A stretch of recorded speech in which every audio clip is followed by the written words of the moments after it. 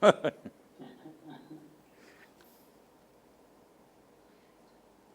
you, Sadhguru. Now I invite Maya, IST from Colombia.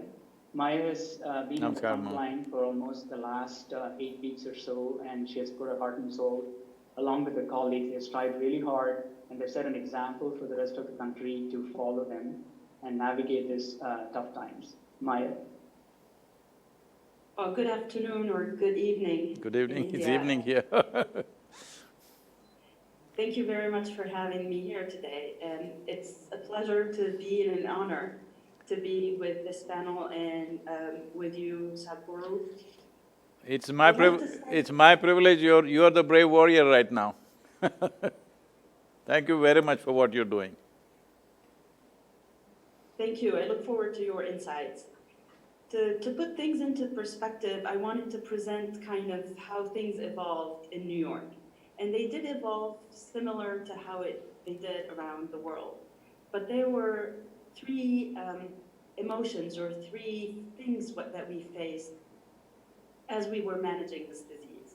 At first, there was this feeling of ambiguity. We had very little understanding of the disease process. And although it was similar to other diseases, we still were not really quite sure how to manage it. There's a feeling of lack of control. We had limited resources to be able to manage this disease. We still don't have a cure, we don't have a vaccine, and we don't have reliable and effective therapies for all of this. And it was a prolonged course, as Bala was saying, 8 weeks and still counting. We were at the epicenter, but still we've seen what happened in Asia and in Europe. It's a prolonged course for the patients who are in the hospital. It's a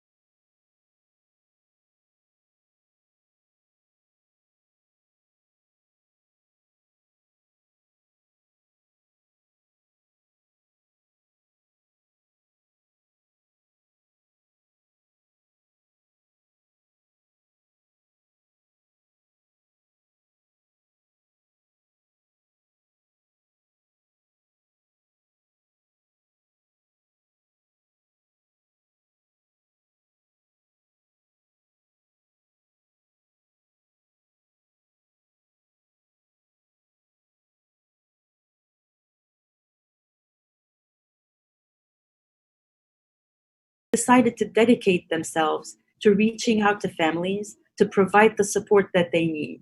They would call them every day, relay medical information, provide interpretation of this information, and help them navigate all of that information. They provided the emotional support that the families needed, the psychological support, and they advocated on their behalf and on behalf of the patients.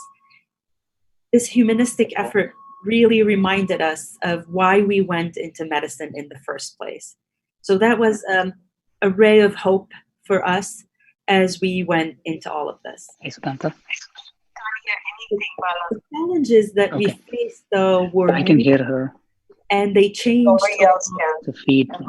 the different phases of this process. The first phase, we really had to get people to do the work that we needed. We needed people on the ground to be the warriors that we expect. We called them heroes, and we appealed to their sense of duty, and everybody answered that call. That was the easy phase of building a response, of making sure that patients were well cared for immediately as the impact was hitting New York. The second phase was a little bit harder.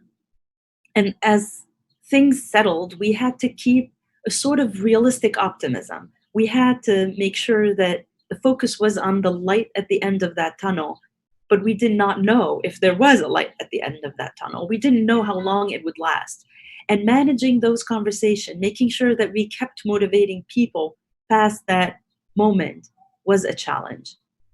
The real challenge for us right now is how do we make meaning of something that seems so senseless?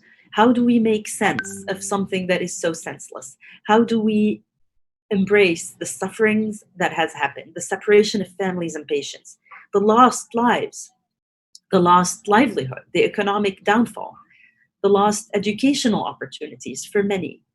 Lives have been upended. How do we take the time to grieve some of that? The passing of a world as we once knew it that is probably not going to come back. And how do we prepare ourselves for the next stage? Those are my questions.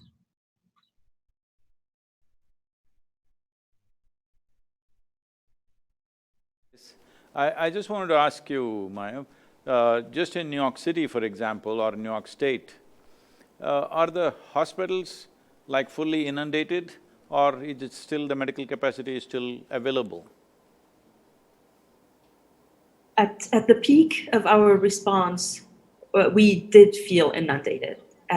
We had to create intensive care unit beds when beyond our capacity. So we doubled our capacity in our hospital alone. And that's true across the hospital system and across different hospitals across the country. The emergency rooms were inundated. Mm-hmm. No patient was turned away from our doors, and we're very grateful that we were able to offer the help for anybody who came to us. Thank you. Thank you very much. Thank you. Bala, is he taking it ahead, or should I answer this question? Yes, Sadhguru, I think that was a question, how do we face these challenges, right, Maya? Yes, so how do we create meaning? How do we find meaning in something that is very difficult to understand? How do we refocus our energies for the next phase and to start the healing process for everybody? It's incredible of you and whoever, all the others who have worked with you, that as doctors, instead of just attending to the medical dimension of the problem, you're looking at it in a humanistic way about families and the anxiety that when somebody is locked up in a hospital and you don't know whether they're going to live or die and you don't have any contact with them is an unbearable torture for the loved ones. So it's really wonderful that you have reached out to that need. But can we make meaning out of this? Can we somehow console ourselves, it's all okay someday? That's not how life is. It is just that, well, you and me are talking to each other, so both of us are alive through the pandemic, which is a great blessing. And this is true for everybody else who've survived, especially in places like New York where so many have been hit by this. Well, we need to look at it this way, that this is a situation which has brought mortality right up in everybody's faces. That human life is very fragile and we are mortal creatures. For just about anything we can die. Every day, a whole, probably some 100,000, 200,000 people are dying of natural causes. It is just that, as doctors you may be seeing it, for most other people, they don't realize that this is the nature of our existence. If everybody was conscious that we are a mortal nature, when I say mortal, it simply means that we have a limited lease of time and it's just ticking away all the time. If everybody was conscious of this, where would people have time to fight with somebody? Where would people have time to abuse each other? Where would people have time to do anything that doesn't really matter to them? Nobody would have time.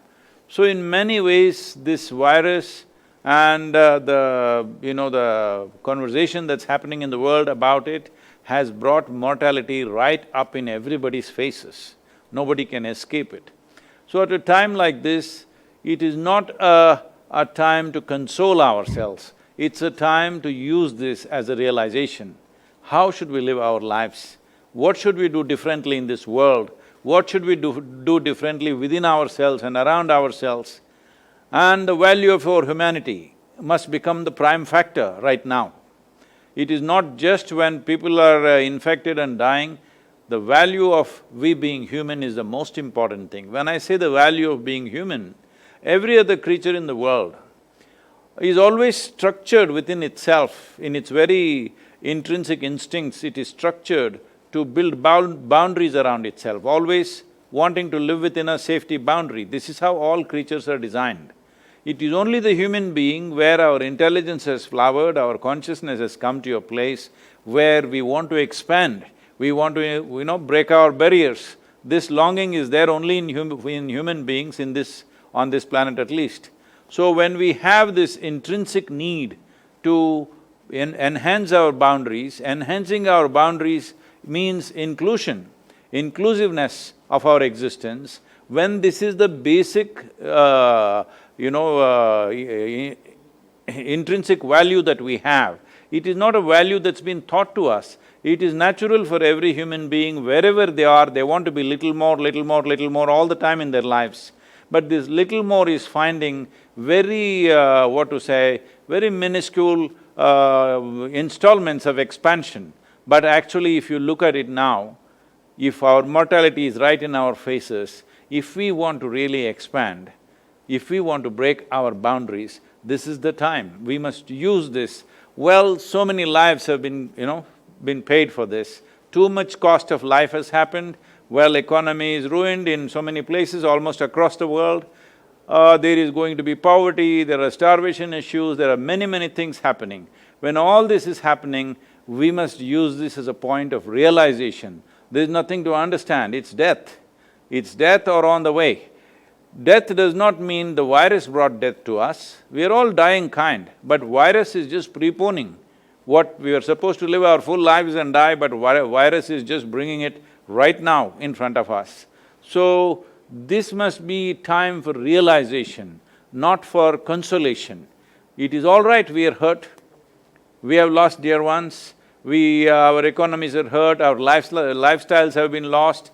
Now, once this, here in India and everywhere else, we are in lockdown condition. It's almost 7 weeks that totally everybody has not stepped out of their homes. Now, partial relaxing is happening. Now when we step out, most people have lost their jobs, businesses are, ruined, all kinds of things. These problems will come, but right now our concern is just to stay alive. But those of us who stay alive, those of us who stay alive beyond this pandemic spread in the world, we must understand the most important value is that we are human. That means we are capable of being inclusive, not exclusive. Right now we have created a social and international structure where it's all about exclusiveness. Even if you just see any advertisement on the boards, everybody is talking about exclusiveness as if it's a great value. The very nature of human being is we want to expand, that's why we are so different from other creatures. We are the only ones who are referred to as beings, that means we can choose how to be. Other animals just act out of their basic instincts, but we can choose how to be. This is a time that we must become conscious, this must be a point of realization of how we wish to be. How do we wish to spend our lives on this planet? What do we wish to do with each other? What do we wish to do with the rest of the life on this planet? The planet itself, what do we wish to do? This is a time of realization for all of us. The sufferings of the people who have been infected and recovered, the loss of life that's happened, and all the economic suffering that is going to unfold in the next few months, all this should not go waste. We must bring humanity to a new level of realization, the significance of being human, the importance of our humanity. Thank you, Maya, and thank you, Sadhguru. I'd like to invite Lachlan Faro, our next panelist. He's going to talk about the ethical aspects of this pandemic. Lachlan? All right, thanks, Bala, and thanks, Good morning. Sadhguru. Good morning. Good morning, good morning. And I had some slides I was going to run through. Can we show those, or will that work? Yes, they should be ready for the slides, yeah. So I was just going to say, since Bala had asked me to talk about ethics, I can't see, are the slides there? Yeah, you change your view, zoom view. Okay, so I can see. So ethics 101, I say. So what is ethics? Next slide. I think one of the problems when people think about ethics is they think about it being rules, and that's not actually, in thousands of years of human history, what's been most powerful about ethics. It's really been about ideals, aspirations, the human spirit. And examples, next slide, the moral heroes of the 20th century are people like Mahatma Gandhi, who inspired millions of people with a vision that the current world of the caste system in India was not actually what reality could be. And another hero, next slide, in the United States, Dr. Martin Luther King, who showed people that the racism, the black-white differences, that is not what humanity is. He had a dream that inspired people. And the next slide, and then all over the world, Nelson Mandela, even in prison, did not accept apartheid. He showed people nobody believed that South Africa could peacefully transition the way that it did.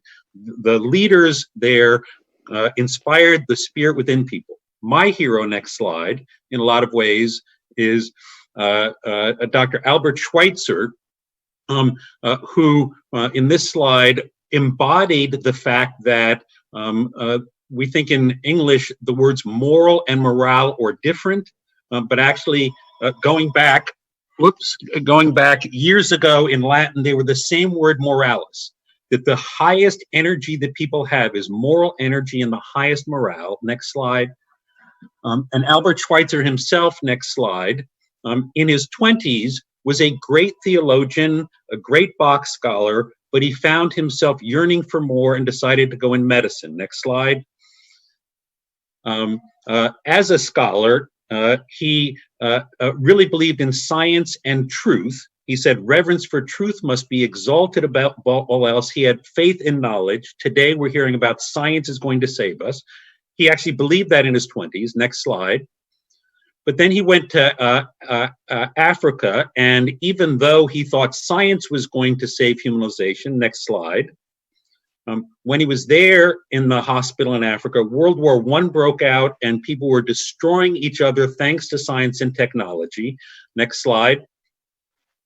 And using that science really to end life. Next slide. And what he realized was that science by itself could destroy human civilization. That's not what ethics is really about, is mastering science. Next slide. And studying in desperation all over the world, he actually found, next line, that reverence for truth is not the basis of human life. We have deep within ourselves, every human being, what he called reverence for life. But he found the same concept in every faith, tradition, or language around the world. In Buddhism, in Jainism, in Hinduism, the spark within every individual human being, next slide, to experience within ourselves this life force, to realize that every life around us has the same life force, and as Sadhguru was saying, and we have that in common together, that is our greatest strength. The science is the tools, but really the greatest power is that human spirit. Next slide. The two ethics challenges that I wanted to just mention here, Bala, I've been deeply involved here in Massachusetts with questions about, are we going to have to ration ventilators? There was a lot of criticism about the different rules and guidelines, got into technical details. The quote here from Winston Churchill says, democracy is the worst form of government except all the others. So all the efforts to ration ventilators and who's going to get one or not get one, all of them had problems. But I would say the most valuable thing in all of those conversations was everybody that I heard comment agreed with the basic moral principle, which is if we have a scarce resource like a ventilator, an ICU bed, any of those things, every single human life should have an equal right to that. Every single human life is of equal value. It doesn't matter whether you're wealthy or poor, whether you're a prisoner or homeless, every life's of equal value. And I think that that has been a great crystallizing that has come out of that, a realization we were just hearing. The second thing is that we all learned that what we wanted to do was never have to ration ventilators. And that couldn't be figured out within the hospitals. And so we appealed, as people in New York and elsewhere did, to the entire community to flatten the curve, to stay at home. And thanks to that, in New York, in Massachusetts, elsewhere, we're not rationing ventilators. Right. So that was, again, the human spirit of solidarity. We're all in this together, really prevented us having to do that. Next slide. And then the current problem that I'm focusing on is in Massachusetts and all over the country, as this slide shows, most of the deaths are actually taking place outside of hospitals in nursing homes where frail elders are. And again, people are thinking about that as a technical problem. We need more testing, we need more PPE. Those things are all crucially important. But increasingly in conversations with people at CDC and other places, we've realized the numbers, the technical things are not the crucial thing. The crucial thing is we all need to realize that every single person in every nursing home is a human being, is someone's mother or father or grandmother, grandfather. We celebrated Mother's Day, and the Archdiocese, the Catholic Church in Massachusetts, is calling on everyone to think about every person as an individual. And the single most important thing, increasingly people are realizing, if we want the people in nursing homes to be safe, yes, the testing and all of that's important, but it's human beings taking care of our grandparents in the nursing homes, including immigrants, paid $12 an hour, certified nursing assistants, and we have to support their spirit so that they will come and take joy in their work. And if we do that, we can solve all the technical problems. So it's all spiritual and moral. The technical tools then we'll use properly. Great. Is that, thank you so much, Lachlan. So along the lines of what Lachlan had said, Sadhguru has been in touch with all the meditators, you may call, and he has been telling us to at least take care of one elderly for each of these meditators long ago, almost 6-7 weeks ago. So that is almost the same message that Lachlan is giving, taking care of, treating them as individual lives and also taking care of these elderly. So do you have any thoughts on that, Lachlan? Yes, I believe that as we realize that these are not statistics, right? Thousands of deaths. But just half a mile from me, there's a nursing facility. Most of my neighbors haven't gone there. And we're just starting to think, what can we do to support the staff there? So they come to work. They're not afraid. It may be that to support the staff, it's not what happens in the nursing facility. These staff are actually scared because they're immigrants. They live in a crowded home. And if we haven't helped their own parents be safe in their home, they can't come to work. So it's all human scale problems that I think each one of us will find joy and satisfaction when we realize we can make a difference. Thank you. Sadhguru? Well, we can approach this in many different ways. Wherever human beings have been trying to stir, compassion and inclusiveness in other human beings. But when crises come, when war comes, when other kinds of situations of survival issues, of sharing food, economic values, things like that, then all this is forgotten and we become like that. At least at times like this, when all of us are under equal kind of threat, it is not like one is better off than the other. This realization coming is very good. If there is a few minutes, I could just explore this in a more technical way. The thing is, one reason why the world has to rev itself up to act in terms of somebody else's well-being is our education systems are designed like this, that the only dimension of intelligence that we employ in our day-to-day life is our intellect. As you know, if I ask a simple question, would you like, for anybody, if they would like their intellect to be sharp or dull, definitely they would say sharp. So obviously, intellect is a cutting instrument. So whatever you give to the intellect, it will dissect. So if you apply just your intellect without making use of other dimensions of intelligence within us, which are more inclusive in nature, intellect will naturally cut everything into small pieces. So in people's minds, everything has become separate.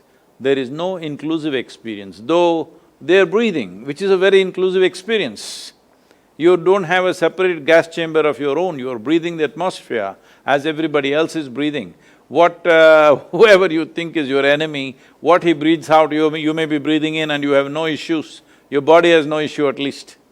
So, life in its essence is inclusive, but human intellect naturally is exclusive because that is the nature of the intellect, because it's a scalpel, it is a dissecting instrument. So when entire education system uses just this one instrument for acquisition of knowledge, naturally the world and social situations become very exclusive, everybody for themselves kind of stuff. Now, yesterday somebody was asking me, 12-year-old child in the house right now complaining because there is a lockdown in India. I want my me time, I don't want any of you here. A 12-year-old child wants a me time, my own time. There is no my own time or your own time, we are all existing in the same times, all right? But now we have become so exclusive, we think we have our own chamber of time, our own chamber of breath, our own chamber of everything. Everything is what is mine, what is yours. This is essentially because we're employing just one dimension of intellect. As everybody knows and people talk about it as if it's some kind of a conflict between heart and head and all this stuff, because essentially the emotional intelligence is more inclusive. The intellectual intelligence is more exclusive, so they're struggling with that. Having said that, in yoga, we look at it like this, there are four dimensions of one's intelligence. The first one, which is the intellect, we call it buddhi. The intellect has to be sharp, it's like a knife. Without the sharpness of this intellect, your survival will be in jeopardy. You cannot survive well in this world if you don't have a discriminatory mind. It's very, very important for that. But it's only for survival, and survival is not a complete process for a human being. For every other creature on this planet, if their stomach becomes full, their life is settled. That's not the way a human being operates. When stomach is empty, there's only one problem, when stomach is full, there are 100 problems for the human being, because human life begins only after survival is taken care of. Till then, we are also just one more creature. So, what we call as human is not fulfilled by the survival process, so intellect alone or using just the intellect is not good enough. So the next dimension of intelligence is called as manas, which is a massive silo of memory. When I say massive silo of memory, it contains various levels of memory, most of it human beings may not be conscious about. There is evolutionary memory, there is genetic memory, there is karmic memory, there is conscious memory, there is unconscious memory, there is articulate and inarticulate levels of memory. Like this, there are 8 dimensions of memory. But this silo is deciding who you are right now. You may not be conscious of it, but the very shape of your body is memory. Now my skin is the way it is because it remembers my forefathers. I may not have seen them, but my skin knows exactly what my forefathers looked like. So, you might have forgotten how your great-great-grandfather was, but his nose may be sitting on your face. So, this whole thing, what you call as myself, the very body is memory. It is enormous amount of memory. This memory one may not be conscious of, but it's playing its role in everything that we do. The very way we sit and stand. Right now, people are talking about genetic factors being a significant aspect in who gets infected, to what extent this infection will affect the individual person. Some of the scientists are talking in terms of how the genetic markers are very important for this. So, genetics means what? It is another kind of memory that we have got from our ancestors. So, this whole thing that I call as myself is memory. How profoundly will you get to access it is the only question. Not everybody gets to access it the same way. Between this silo of memory and the intellect, there is a connection which is the identity. How you identify yourself, accordingly to that extent you can access the memory. If your identity is that of your individual self, which essentially is built around your physical frame and your mental frame, then what you access is very limited. So, in the yogic culture, first of all, let me describe the word yoga. The word yoga means union. Union means what you think as your individual self. Though we are a minuscule life in this existence, creation has given us an individual experience. The problem is, people have taken their individual experience rather too seriously. So seriously, they think they are a world by themselves. So all the sufferings and the nonsense that people are going through is simply because they are a separate world from the world.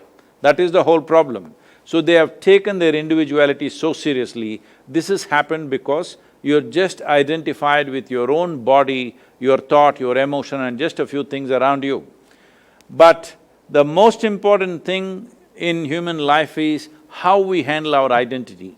Depending upon how we handle our identity, that is how our intelligence and various other capabilities will function. As you just now said, Sir Dr.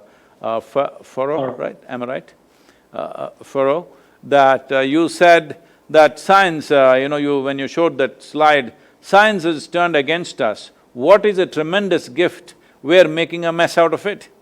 Human mind itself has turned against us. Most human beings are suffering their own thought and emotion most of the time.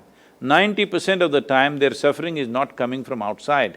90% of the time, human suffering is on self-help mode.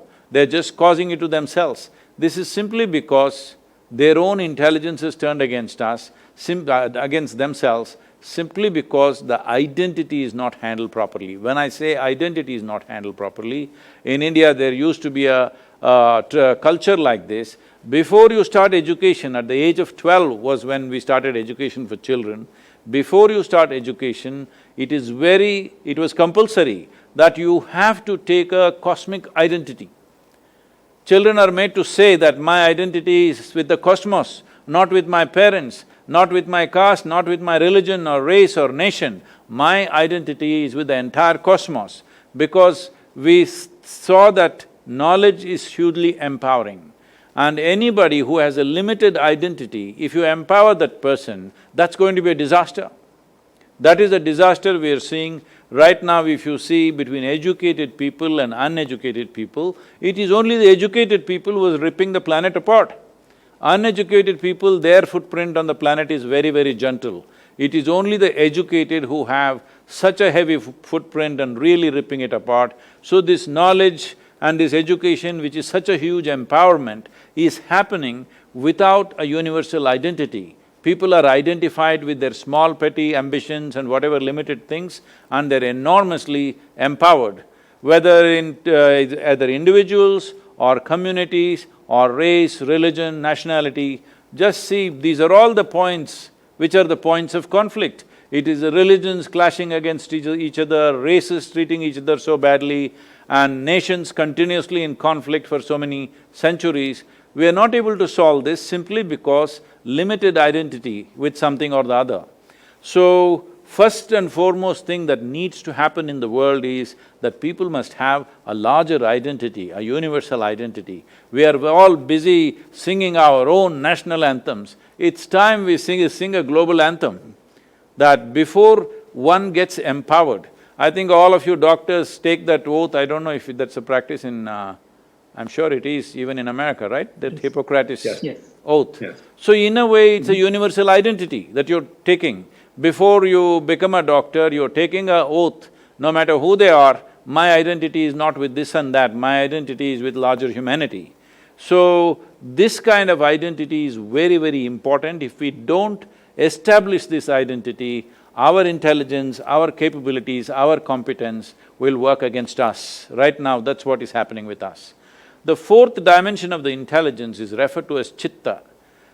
Chitta is that dimension of intelligence which is unsullied by memory. The first three dimensions include memory in that, but the fourth dimension of intelligence has no memory. What no memory means is, memory is what creates what is familiar, what is unfamiliar. Or in other words, memory is a kind of a boundary. I know you, this is my boundary, this is my friend. Oh, I don't know the other person, he's out of my boundary. So memory is what makes us who we are. At the same time, it's a boundary by itself, it's a wall by itself. So there is a dimension of intelligence which is beyond memory, which is untouched by memory. Once you touch this dimension of intelligence, there is a sense of boundlessness and there's limitless possibility for a human being. In this state of intelligence which every human being has, which is the basis of our existence, because there is an intelligence within us, that if we even eat a piece of bread, it turns into human body within a few hours. This is not being done in our intellect. Definitely this is happening with a deeper intelligence. To get in touch with this dimension of intelligence is most important, because the oaths that we take and the ethics that we stick onto, all these things are fine on the surface, but when real challenges come, they won't sustain us, they can break us. So it's very important, there is a profound experience within every human being, that your experience of life is beyond the limitations of your own memory. So, to come to this, one fundamental tool we always establish is this, that you don't identify with your knowledge, you always identify with your ignorance. Because our knowledge is so minuscule, but our ignorance is boundless. In just identifying with ignorance, our identity becomes a borderless space. This is important for every human being. Doctors have taken this oath that in some way they're borderless. I think some doctors in France, they have this doctors beyond… what? Doctors Without Borders. Oh, okay, Doctors Without Borders. I think every doctor is without border. Right now, both in India and elsewhere in the world, we are seeing that the medical personnel are doing such a fantastic job that they have become worship-worthy. Thank you very much. Can I just add, thank you so much, and I'm looking at Maya's name and just translating when I'm listening to that. Not understanding the yoga details, except I've been enjoying your book, Inner Engineering. But when I listening to Maya, when I ask, why are hundreds of human beings alive in New York because of Maya and her team? And yes, it's the knowledge, the intellectual, the scientific tools, the machine, yes, but why they are alive, really? Because Maya and the nurses there cared about each individual patient as a human being, not anything about the social rank or those things, cared about those people. And Maya, I'm just meeting you now, but I know your experience in every nurse, when you were caring the most, you were thinking the least about yourself, Maya, or myself as a nurse. You almost lost that identity, but found your identity as a doctor, as a nurse, caring for those people, and that actually was the meaning. And that actually kept you going. And when you could go home at the end of the day or night, knowing that you had mattered to another life, found yourself in that way, all the different dimensions Sadhguru was talking about, that's how we thrive. We are in this together. And when we actually do that and connect with each other in that way, that is how we get through this. That was a great thought, Lachlan. Maya, do you have anything to comment on? Thank you very much. It is humbling. I think it's a big burden to have that as physicians in this time. There's a little bit that we know, and as I prefaced it, there's a lot that we do not know. And it was this knowing what that we don't know that sometimes left us a little bit crippled of, are we doing the best that we can?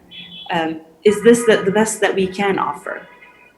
And I think for us, the comfort was that we were offering ourselves in this process, that we were helping the people and not fighting a disease.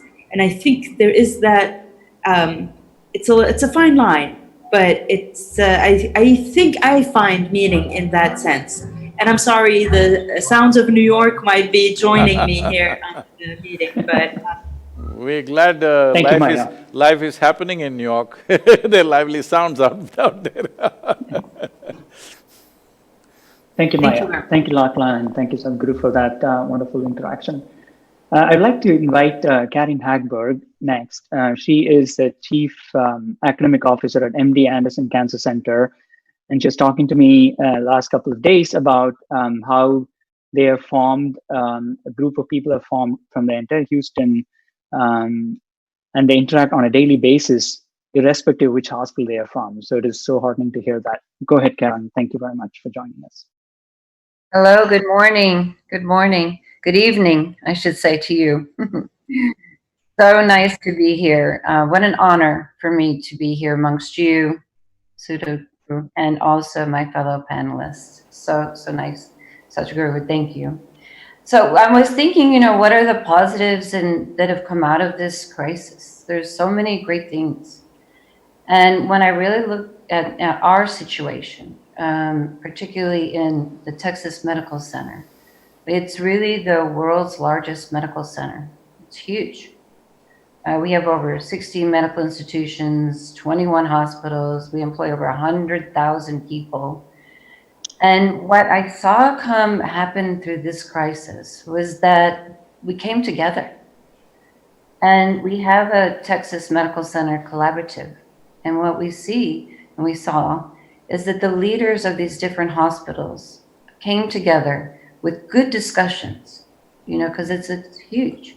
They came together on a daily basis, discussing what resources they all had.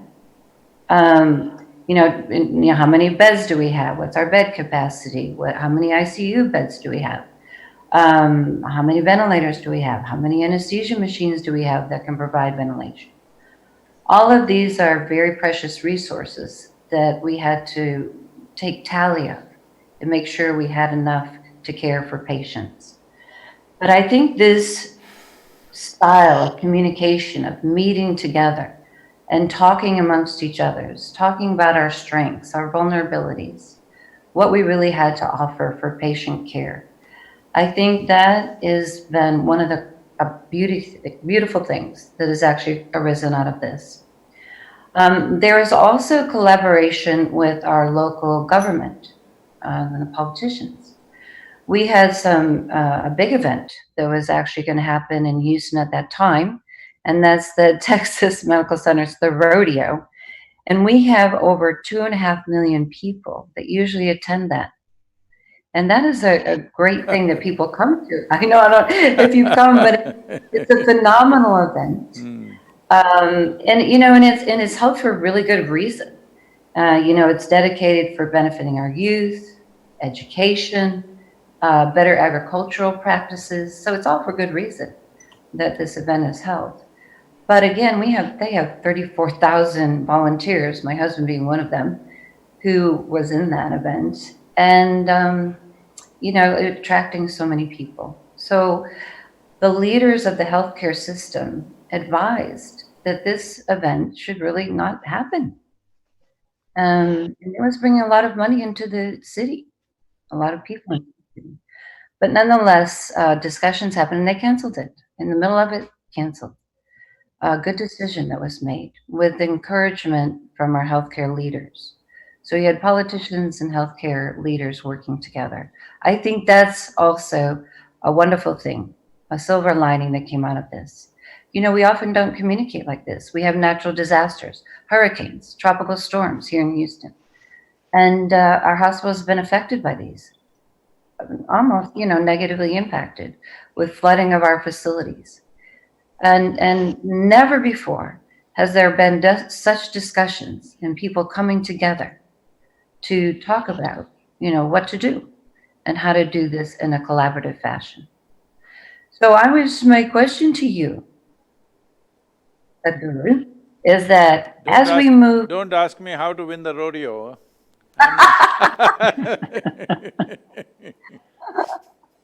No, I won't ask you that, because I don't know. But as we move beyond COVID-19, and how do we get these bonds to remain? How do we get this collaboration, in an area where it's often competitive, where hospitals competing with one another, that we're working together, being transparent, sharing our knowledge, our information, our resources in such a collaborative way? That's a wonderful thing, and fortunately, it's happening across the world that many hospital chains in India also have come together, working together. It's great to see this. Well, how to take this beyond this pandemic? That is a challenge because, it is medicine, it is doctor's work, but still there is also a business end to it. Right now, we've kept the business end aside because there is an emergency, which is a good thing. And I think it's a bit unfair to expect the same thing beyond this time because today, the way we have structured it, I don't completely agree with this, but that's the way we have structured it. Our medical system has such a huge, massive investment in terms of technology, buildings and whatever other things that are needed. When there's such a big investment, naturally it becomes a business. So once it becomes a business, it has to sustain, it has to make its profit, otherwise it will not live. The very simple factor is, what is not a business, what is not making some profit, it may not be profiteering, but it is making some profit, that is the basis of its survival, otherwise it will not survive. Nothing can be kept going forever on charity or whatever, because even those who make charity, somewhere they must be making profit, otherwise how will they do charity? So in some other business they may be doing this. Well, the medical business could be made little less aggressively competitive than what it is in many areas. Maybe this collaboration, this hand-holding that all of you have done should make it little less aggressive kind of competition because this involves human life. This is not just another business. But for whatever reasons, I think the business end of it cannot be eliminated. It could be made less sharp. Now that you've all collaborated, there is some kind of bond. I hope everybody strives to keep that bond, not expect a very ideal or utopian situation where everybody will cooperate and always be that way. No, it will be competitive, but competition should not go beyond a point in medical industry because human lives are involved. Thank you, Sadhguru. Thank you, Sadhguru. That's very good advice. I'm hopeful that we can remain just as communicative going forward after this crisis. You had mentioned in a lot of discussion today about human life and the importance right now that we work together and make these great decisions for our patients. And that is one of the big dilemmas that we face, and I'm sure all the hospitals have faced, with, balancing the safety of our patients and our employees with the care of our patients.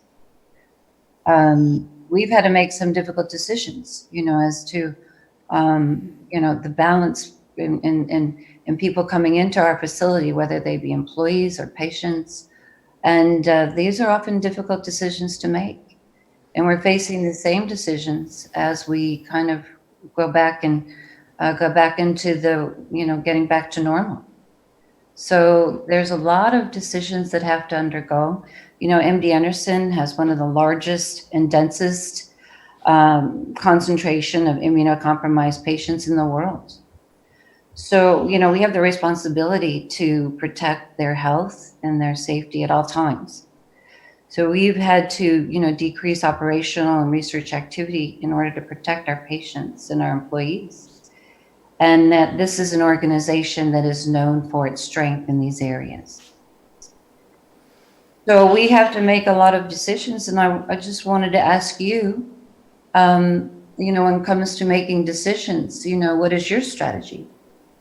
Do you make your decisions based on your mind, your heart, your gut, a combination of all of this? And then once you make a decision, how do you find peace with these decisions? Fortunately, my heart, my brains and my gut and my little finger also, they all operate as one, they don't operate separately, they don't create any conflict in me. But these are times where every one of us are required to make hard decisions. Well, those of you who are in medicine, you may be making decisions of life and death, because when, initially in certain European countries when it happened, some of them made decisions as to who should get the ventilator because they were limited. they took lots. It's like a lottery, who should get it? And those who lost the lottery lost their lives also. And otherwise, they decided on the age factor. Suppose me and my mother went to the hospital with the same requirement, they would give it to me and let my mother die. How do I live with that? Or if me and my daughter went to the hospital, they will give it to her and let me die. How does she live with that? So these are hard times. Hard times bring hard decision to all of us. It may not necessarily about life for all of us, we may not be making life decisions like the doctors are making. We have to make many livelihood decisions. Knowing fully well that somebody needs their job, many businesses have to fire their employees. Knowing very well that they need the job, they can't survive without the job, but to keep the business alive, they have to fire somebody. All these hard decisions are there. These are hard times, we are compelled to make hard decisions, but this is what is important. Though we are making hard decisions, we can still do it with absolute softness of heart, only to the extent it is necessary and nothing more, nothing less. Because the larger interest of serving the maximum number of people if it's a medical facility, or the larger interest of keeping the nation's or the world's economy going, because livelihoods are as important as life after some time. Initially we talk about life, but after some time, it'll come to a place where people will say, what is the point of being alive when we can't have a livelihood? This question will naturally come up. We've not yet come there in a big way, but if this continues for another 4 weeks, 8 weeks, definitely that will become the rhetoric of the world. People will say, what is the point being alive when we can't earn a livelihood, when we can't get our food and necessary things, can't take care of our children, what is the point being alive? This question will come. I hope we don't drive ourselves there. If we handle this little more responsibly, this is manageable because human beings are the carriers here. So if human beings behave responsibly, I hear in Texas some people desperately want to have a haircut, they don't mind carrying guns to have a haircut. So, too much talk of freedom is happening. This is not a time to talk about freedom, this is a time to express our responsibility to our own well-being and everybody's well-being around us. That's more important than talking about our personal freedoms. So true. Thank you, Sadhguru, and thank you, Karen. Next up, I want to invite Dr. Anand from Stanford, the pioneer in telling us about the pediatric pain. Namaskaram, Sat Sri Akal. Namaskaram, Sadhguru. Wonderful to be with you this morning.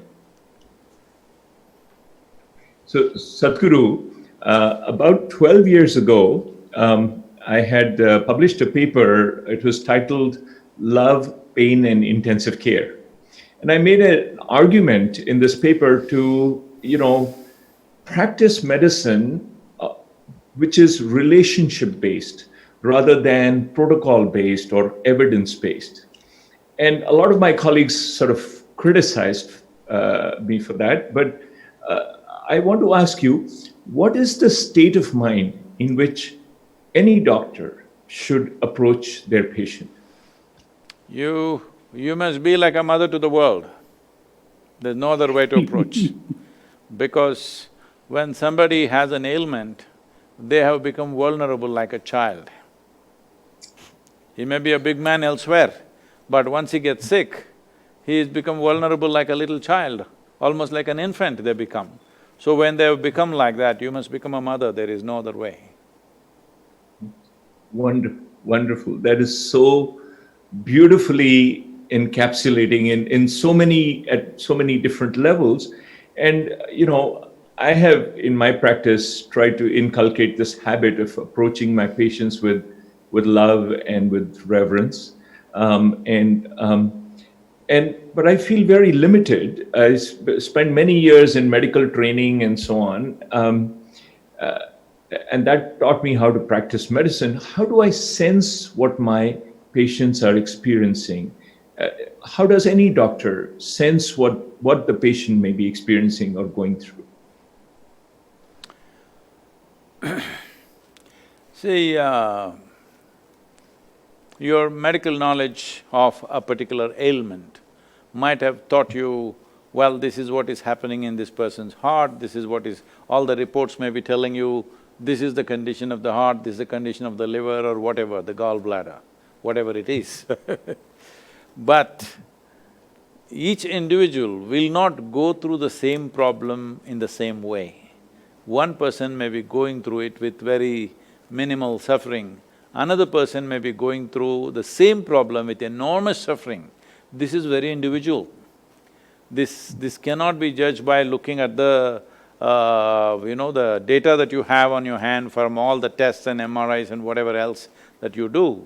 It's important to look at the patient and see what is their state, in some way empathize with them, to feel what's happening with them, and accordingly it should be treated. Because human body and the mechanism of what we are calling as human, system is not all absolutely like a machine, that you replace this part, everything will be okay, you do that, everything will be fine. That's not how it is. Being doctors with so much experience, you know that if you are immensely knowledgeable, you still… in terms of how this creation is, it is a minuscule of what it really is. So, having said that, I'm not trying to discredit the medical education and medical profession. Yes, they have done fantastic job, but still, they are not creators of life. They're doing the best that they can do, but nobody has understood this human mechanism absolutely. It is only in parts we are able to intervene and do miraculous things, but still those miraculous things are very limited miracles. There is no such thing as, we know exactly this is what is happening, because the same conditions or the same data that you have, how it is in one person and how it is in the other person is very different. Here, human… certain level of connectedness. If I use the word empathy, compassion, these are emotional things. If you become emotional about your patients, I don't think you will get a judicious judgment of what needs to be done. But being connected with what's happening, treating that body as my own, I think if a doctor develops that possibility within themselves, it'll be truly fantastic. Getting emotional will lead to maybe a little bit of solace for the patient, but may not be a solution. You make them feel good, but you don't solve their problem, that's not it. But if you have a certain sense of connectedness, if you have some yoga with them, yoga means some union with the people that you touch, then there is a deeper sense of connect in that. In that, both solutions will come and solace will also happen to the patient, because initially the patient needs comfort. First of all, a patient needs to relax with the doctor to be able to be receptive to whatever they have to offer. Today we may be looking at treatment mechanism as purely pharmaceutical or chemical treatments for everything or surgical treatments for everything, but there are dimensions. There are dimensions of human connect which is not about pharmaceuticals, which is not about surgical status, but there is a connection between us and everything else in this world. Like the earth that we walk upon, the air that we breathe, the water that we drink, similarly, another body which is in front of us right now, there is a certain connectivity. In that connection, there are better solutions. The knowledge that a doctor carries can be better utilized if there is a deeper connect with the patient, and that connection, if it comes without emotional drama attached to it, it will do very, very well. Both for the doctor, it will be enormously fulfilling, and for the patient, of course, the solution is one wants to get well. Thank you, Sadhguru. That just blows away the clouds of confusion. And I want to ask a follow-up question is, is that the difference between a doctor and a healer? Like how do I learn to become a healer or a healing presence when I'm with my patient? The word healer is a bit of a problem. for me because there are too many people right now. In India, there is a joke going around, certain people who claim themselves healers, they're all frustrated with the lockdown. They're just waiting, remove the lockdown, let this pandemic go, after that we can heal everybody. If you're a healer, this is the time to do it when so many people are sick, but they are waiting for the pandemic to pass. I think it is great that you're a doctor, I'm glad that you're not a healer, but the word heal is not a bad word, but it's been used with wrong context by people. When you say healer, miracle healers doing all kinds of funny things. And if you do not know this, American healers are coming to India and Indian healers are going to America. This is an Indo-American exchange program. Because in your own place it never works. You need a strange lot of people to make it work. Once there was one big American healer here operating in India and gathering thousands of people on the beach in Marina Beach in Chennai. So the journalist came and asked me, Sadhguru, this man is capable of healing just any ailment, whatever it is. Crippled people just stand up and walk, blind can see, this will happen, that will happen. Then I said, if he can heal everything, what is he doing on the beach? Beach is for healthy people, not for sick people. If you want sick people, I will give you the addresses of 10,000 hospitals in India. Let him go there and heal the sick, sicker in the hospital, not on the beach. Why are you meeting people on the beach? So I'm glad you're a doctor in the hospital, don't ever call yourself a healer, but it is important it is important that doctors connect with their patients, not necessarily emotionally. It is not about compassion, it's not about empathy. It is… most important thing is your competence and skills that you have, not your compassion and stuff. But the connectivity between two lives is always there, nobody can deny that. In that, your skills, your competence, and above all, the patient's ability to receive what is offered to him will become enhanced. In that, there will be better results for everybody. Thank you, Dr. Anand, for your wonderful work with children, and thank you for all the questions. Especially when it comes to children, if I can say something, I'm glad that you worked on this children's pain, because whatever you do to the child, people think a child is always crying anyway. So whatever he may be going through, nobody knows what he is going through, because many of them are too young to speak or anything. They are going through enormous pain, but people think children are anyway all the time crying. Nobody there to gauge the level of pain that may be happening on an infant especially. I'm glad you took that work up, it's most vital. Thank you. Thank you, Sadhguru. Next up, I want to invite Marsha Maurer. She's the Senior Vice President of Patient Care Services at Bethesda Lickness Medical Center. She's also a Chief Nursing Officer. Marsha? Thank you. Good morning. For including… Good morning, ma'am. Thank you. So I am the Chief Nursing Officer, but in this COVID-19 response, my main responsibility has really been being the lead incident commander for our response to COVID-19. And really what that's all about, we've talked a little bit earlier, Dr. Faro and others, about the example of ventilator allocation, and we're all very grateful that we haven't actually had to face that particular problem. But we in fact do have to make resource allocation decisions all the time, maybe smaller ones, but pretty impactful ones. So I'll give you a couple of examples and then I'll ask my question. Early on in this epidemic, probably in the March period, we came to understand that our supply of masks was short, our surgical masks. We didn't have enough. We still don't have enough, but then we were really worried about it. But we did figure out over the first couple of weeks that the virus could be transmitted by someone who wasn't symptomatic. We initially, because of our limits, allocated surgical masks only to those units that were clearly caring for a COVID-19 patient. We ultimately made our way to what we do today, which is universal masking for all staff and infect patients.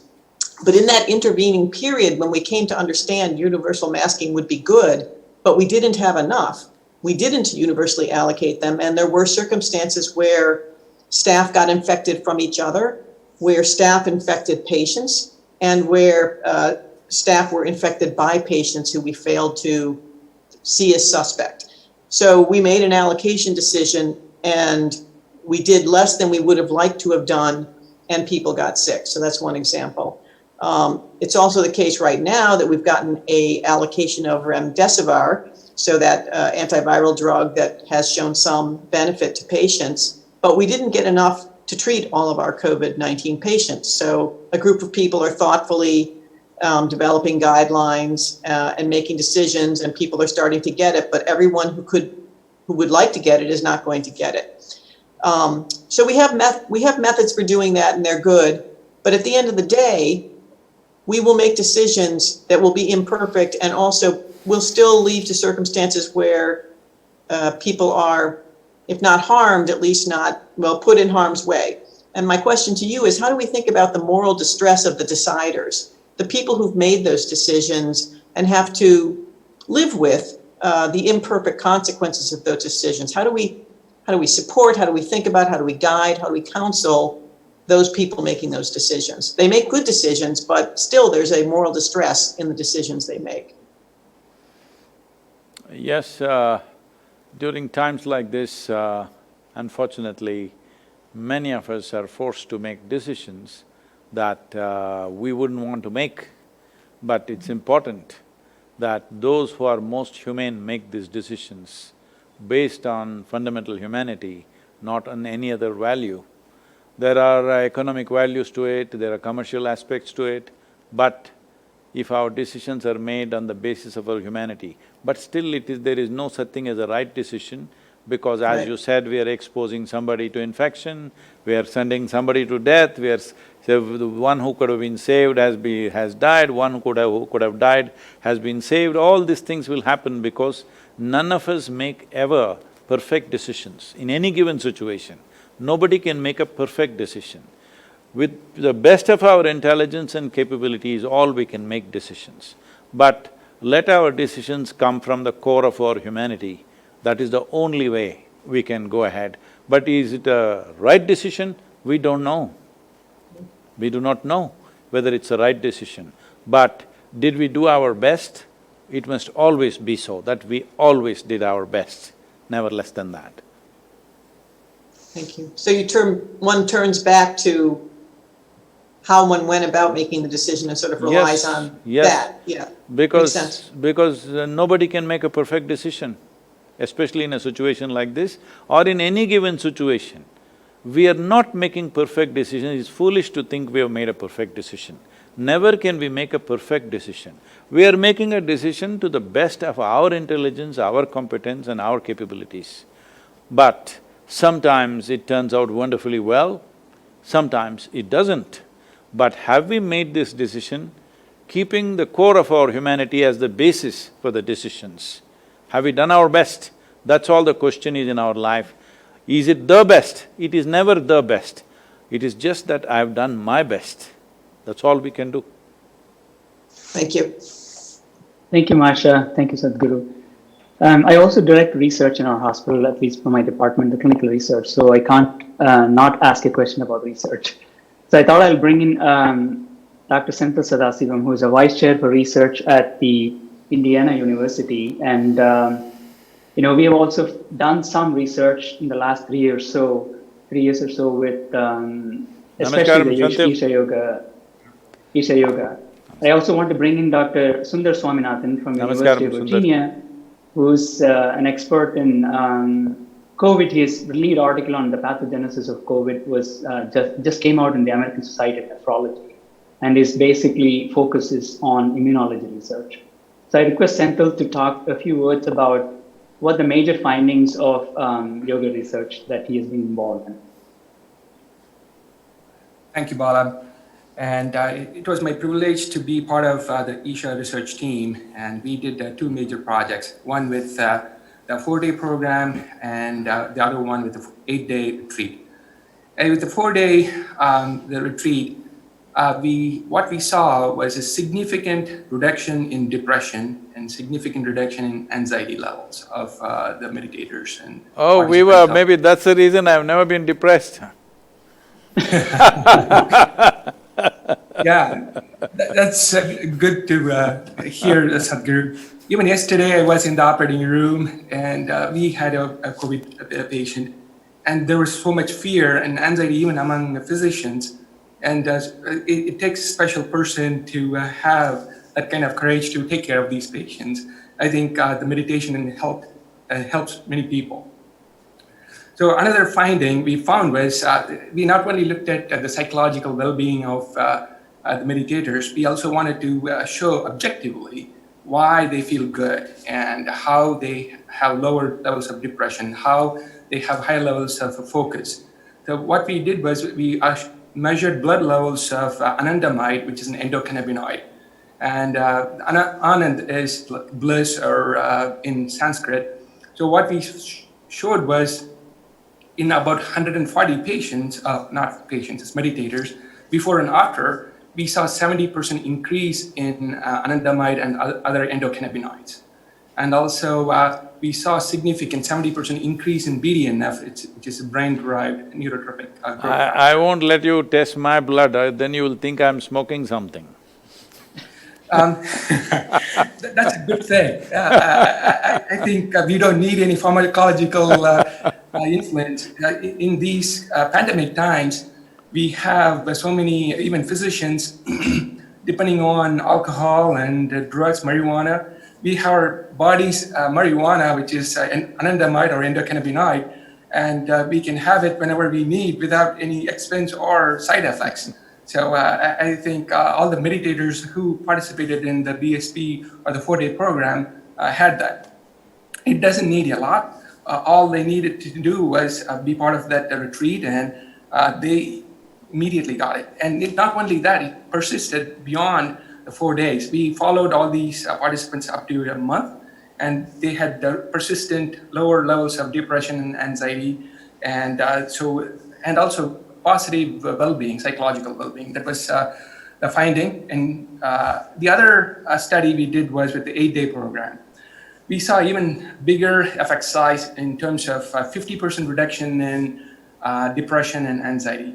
Some of our the participants had depression at almost 10%. Their scores went down significantly down after the program. And we followed these participants up to 3 months. We saw significant reduction, persistent reduction beyond the 8-day program up to 3 months. We also measured their systemic inflammation over time, over 6 months period, compared to the household, their own husbands and wives at home. Their stress level and systemic inflammation level of the meditator was 2 to 3-fold lower.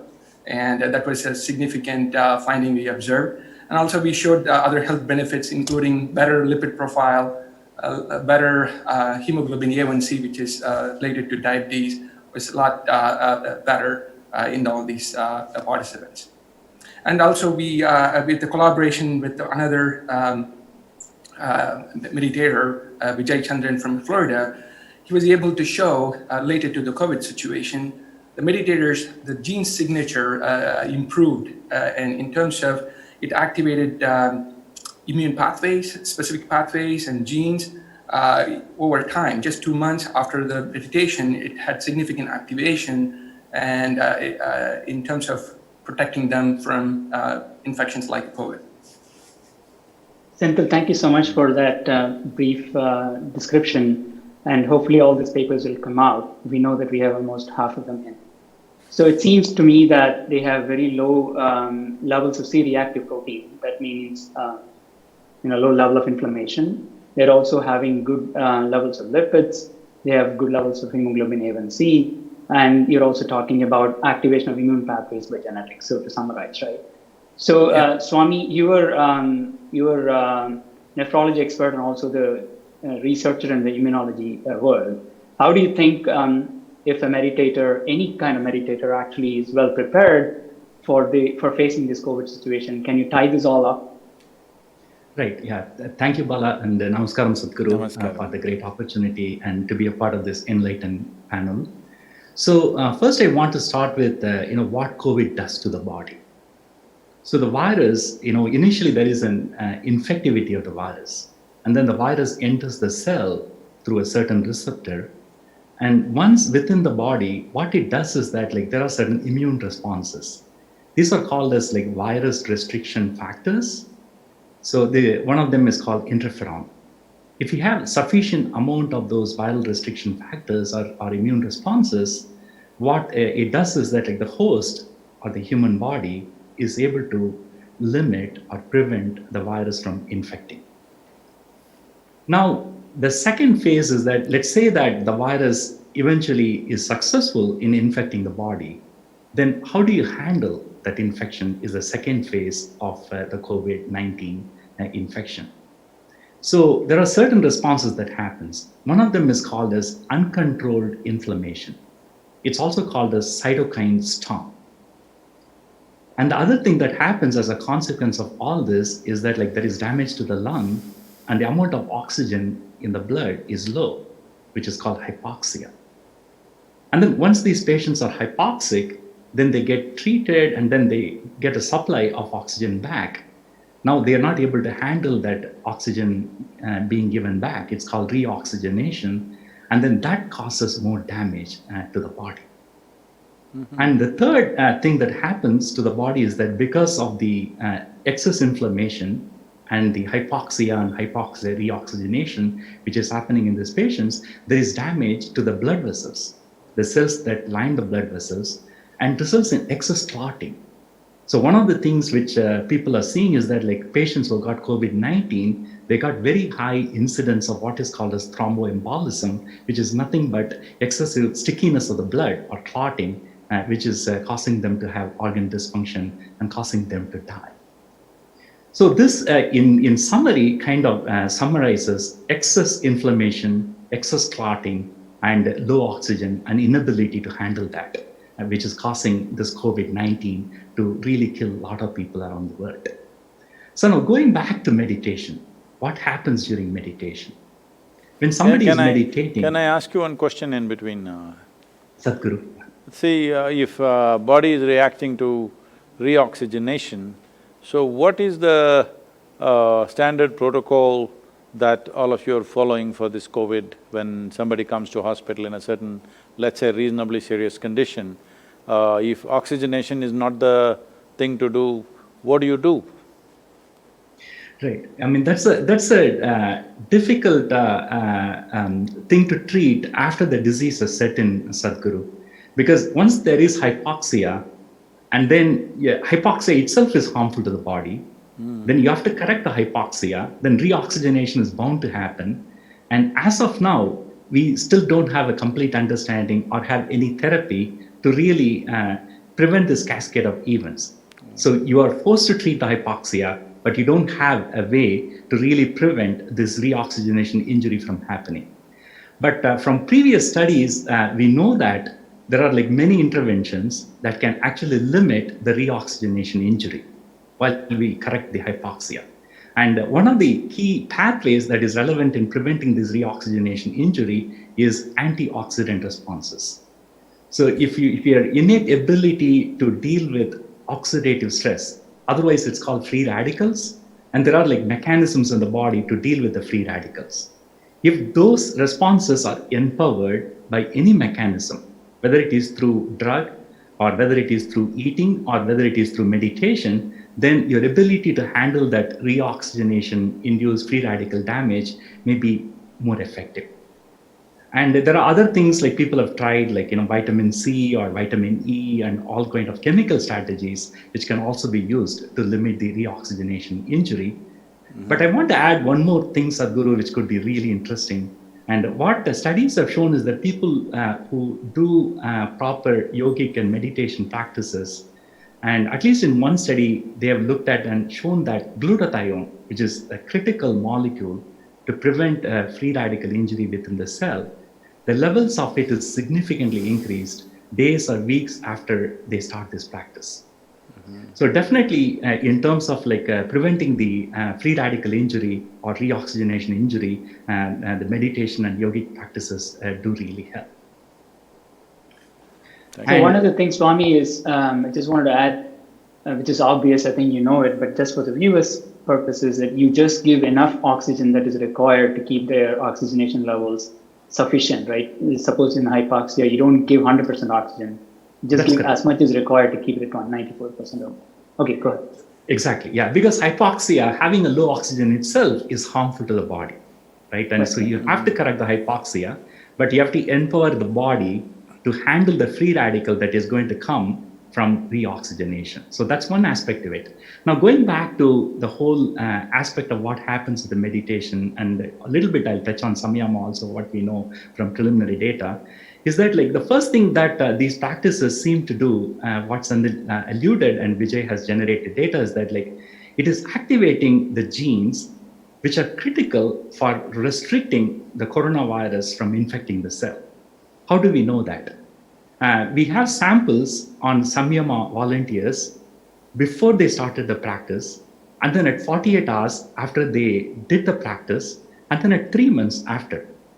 And when we went and looked at like thousands of gene signatures, and then it turns out the set of genes which are linked to this viral restriction, otherwise the interferon pathway, seem to be directly activated in people who are doing samyama. So this data is like really, really exciting. So you mean the 8-day meditation retreat, right? Swami, sorry to interrupt. So just a 8-day meditation. 8-day meditation retreat, exactly.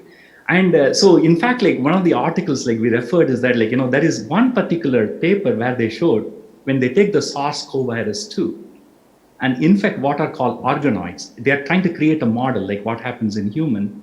The set of genes that are activated by the SARS coronavirus and organoids, that is the protection which the body is trying to do, are the same genes that are getting activated in the samyama participants at 2 or 3 days after they started this practice. The second set of things which is really interesting and useful also is that like at 3 months after they finish this 7-day program, the antioxidant response genes are the ones which are most potently activated in their body. So not only we are having the viral restriction or balanced immune response, but also the protective response for the cells are also getting activated in this practitioners of this. So this, and there are previous studies in other meditators also, people have published, and again, really showing that ability to handle a viral infection is specifically, those pathways are activated in people who are doing like practice of meditation and yoga. I know you guys are looking at it technically in this way, but let me share my experience. It's almost 39 years now since I've been traveling. This is the first time I'm staying home for over 40 days in last nearly 40 years. Always I've been traveling, and almost every day I have a public event. Hardly there's one day where there are no events. So in spite of that, in these 39 years, I've never cancelled a single event because I am not well. So obviously it must be working. So I am… for me, this is good enough proof, but I know medically you have to prove all these things, these inflammation markers and whatever is happening in the neurological, signatures that it is leaving. And of course the genetic changes, because in yoga there is a way of saying it. This may sound a little… please look at this in the right perspective, because for our other friends who are from the Western culture, please hear this carefully, because otherwise it'll mean something else. We say, you must keep your parents alive on the outside, but you must kill them inside. That is within you, the genetic data that's come from them, you must kill it. Outside, you must treat them well and keep them alive, so that they are alive by themselves, you are alive by yourself. But otherwise, it will continue. All the factors, good, bad, ugly, everything continues. So, the entire yogic system is oriented towards this, that you want to kill your parentage within yourself. You want to keep them alive outside, but within you they must die. This may sound too drastic, but without this a human being will not blossom. Without this, this will not become a fresh life with all its possibilities. Well, I don't know whether COVID will let me live or let me die, that is not even a concern. But the thing is, everything that is needed for a flourishing life to exist in the body will naturally happen with these practices. The practices are life-oriented. Measurements, you can come up with your own measurements in various ways. I know scientifically it is useful, but essentially people want to be healthy and well. Thank you, Sadhguru. Go ahead, Sanjay. Yeah, the main purpose is we all have experienced going through all these meditation programs. It's a matter of convincing the whole humanity about the meditation and its benefits. So we are trying to publish all these evidences in manuscripts and… No, it's very necessary. I'm not trying to say it's not necessary, it's very essential in today's world, absolutely essential. So that the more people can take this upon and benefit from it. Thank you, Senthil, and thank you, Swami. Senthil is again a full professor of pediatrics and pediatric pain at the Indiana University, and Swami is associate professor of medicine and is moving to Mayo Clinic soon, right? Thank you both for your inputs regarding the protection that we can get because of regular practices. Thank you very much. No point do I think medical research is useless. No, I'm not saying that. I'm saying because I'm uneducated, I can only feel what happens in my body. Yeah, we are trying to show the world what you're experiencing, what you make others experience, so that everyone can benefit. So I thank you very much, Sadhguru, for doing that. No, if you check my blood, now all the drug addicts will be after you. Don't publish my results. Which is good, so they won't get addicted to the drug, they will get addicted to the meditation. Thank you. Thank you, Senthil and Swami. Thank you very much. And I would like to bring in Steve Pratt, who's the director of pre-anesthesia testing in our hospital, Beth Israel Deaconess Medical Center. He has been my colleague for almost 25 years. So Steve Pratt also runs the Massachusetts peer review, and Steve, go ahead. Good morning, Steve. Good morning. Thank you very much for having me. It's a great honor.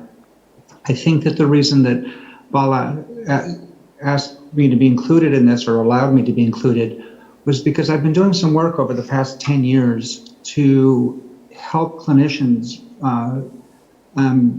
recover emotionally after difficult events.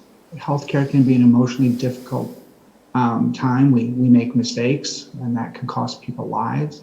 Even without mistakes, things happen, and we have to watch great suffering. And helping our colleagues to recover from those emotionally distressful times is becoming more and more important as we understand the huge emotional impacts that this can have. COVID is having a remarkable set of emotional impacts on our clinicians, almost to the same degree as the medical impacts that it's having on our patients. Our folks, our staff are terrified that they could become sick themselves and die or bring the disease home to their loved ones. There's a sense of guilt, both of those who are working because they feel guilty that their other colleagues are being furloughed, or those who are at home, they feel guilty because they're not at the front lines helping. There's been a sense of great incompetence because people feel they don't know what to do to take care of their patients. Which gloves should I be wearing on day to day? And then, of course, the great sadness as we watch unimaginable amounts of suffering and death, often alone, people dying without their loved ones. So it's a whole new emotional experience for our staff. As clinicians, we've learned to keep many of those feelings at arm's distance because we have to keep them there in order to continue to work. And I'm actually worried that once we get to the other end of this, to the other side of this, that those feelings are going to have to bubble up some way. That those feelings that we've kept buried so that we continue to do our job on a day-to-day basis will eventually have to come up. And I'm wondering, sir, what advice you would give to us as leaders to help our staff to manage, to unwrap those feelings as they start to come up, when we give ourselves the opportunity to actually feel them, when we have the moment to pause and say, and realize how emotionally humongous this has been for the last days, weeks, months, or potentially even years. How can we help our staff to bring those feelings back up in a safe way? I very much understand and appreciate the tremendous work that both the doctors and the nursing staff and the allied staff around in the hospitals are doing. It's unfortunate there are, in UK, 44% of the medical staff is showing signs of depression. In China, 50% they're saying. In Singapore, 40%. I don't know what is the thing in United States, I'm sure there are similar numbers. So when half the people who are responsible for, bringing the population out of this pandemic with limited amount of damage and limited loss of life are going through this doesn't bode well either for the medical staff or for the larger population. So it's very important that they are well taken care of. As a part of this, from our end, we did whatever we could do. Today, I think a few 100,000 people are going through this, that we offered this inner engineering program free of cost to all medical personnel across the world. A few 100,000 people have enrolled, but it's important that everybody goes through this. This is 7 powerful sessions with allied practices attached, simple things that you invest 12 to 15 minutes a day and it'll make a big difference. The doctors, Swami and Shantil were just talking about it, how they're measuring it in their own ways. But I must tell you, this will work 100% because this will change the fundamental chemistry of who we are. They were using scientific language, but let me put it in my own little uneducated way of saying this. All I know is you can make your chemistry blissful, no matter what is the situation we face. When we face hard situations, when you face difficult situations, that is the time when we need utmost balance within ourselves. Our intelligence, our competence must work at its best. But if we are distressed or depressed, definitely our competence levels will go down. This will not only affect our lives, unfortunately it may cost some other life. And when it costs some other life because of our incompetence, then there is a cycle of problems that an individual will naturally go through. When we realize that what we have done has gone wrong for somebody else's life, because it's not nice for any human being to put in a position to determine whether somebody should live or die, that should never come.